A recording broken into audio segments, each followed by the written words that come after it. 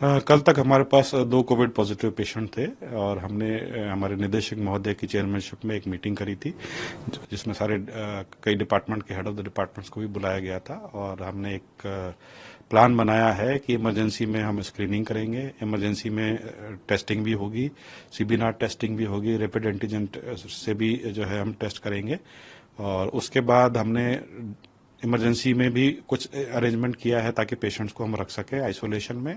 C6 ward में भी हमने कुछ पेशेंट्स के रखने का इंतजाम किया है। डिपेंड करता है जैसे जैसे केस बढ़ेंगे हम अपने जो बेड स्ट्रेंथ को जो स्पेसिफिकली कोविड के लिए होंगे उनको हम एस्केलेट करेंगे, नंबर बढ़ाएंगे उनके। और उसके साथ में हमने कुछ प्राइवेट वार्ड में भी जो है रूम्स रखे हैं जहां पे हम पेशेंट्स को आइसोलेशन में रख सकते हैं।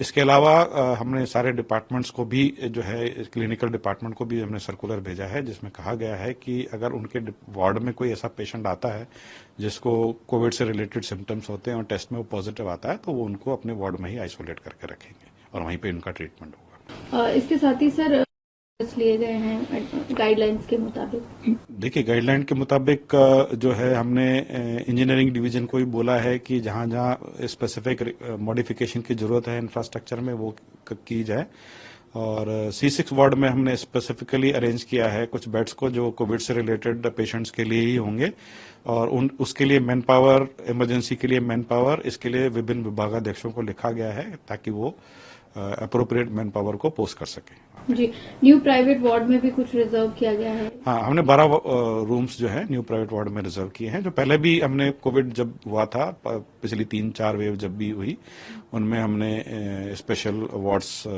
रखे थे तो इस बार भी हमने 12 बेड रखे हैं। सर क्योंकि एम्स में काफी पेशेंट आते हैं तो ऐसे कैसे कंट्रोल करेंगे या क्या एडवाइजरी पेशेंट्स के लिए है या हेल्थ केयर वर्कर्स के लिए? देखिए अभी जो सिस्टम है उसमें और जो सिचुएशन है हमारे एम्स में 2 पेशेंट्स ही पॉजिटिव आए हैं। कल की जो टेस्टिंग हुई रात तक उसमें मॉर्निंग में हमारे यहाँ कोई भी पॉजिटिव केस नहीं आया है।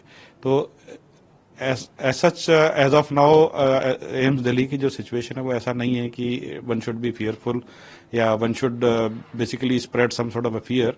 तो हमको अपना एक कूल काम मेंटेन रखना है, जो भी कोविड अप्रोप्रिएट बिहेवियर है वो रखना है, डिस्टेंस मेंटेन करके चलना है और साइमल्टेनियसली अगर कोई सिम्टम्स आते हैं तो उसको इमरजेंसी में रिपोर्ट करना चाहिए, टेस्टिंग करानी चाहिए ताकि अप्रोप्रिएट जो भी ट्रीटमेंट है या आइसोलेशन फैसिलिटी है या होम आइसोलेशन है वो अकॉर्डिंगली एडवाइस कर सकते हो। क्या मास्क मैंडेटरी कर दिया गया है सभी के लिए? एज ऑफ नाउ मास्क हमने मैंडेटरी नहीं किया है।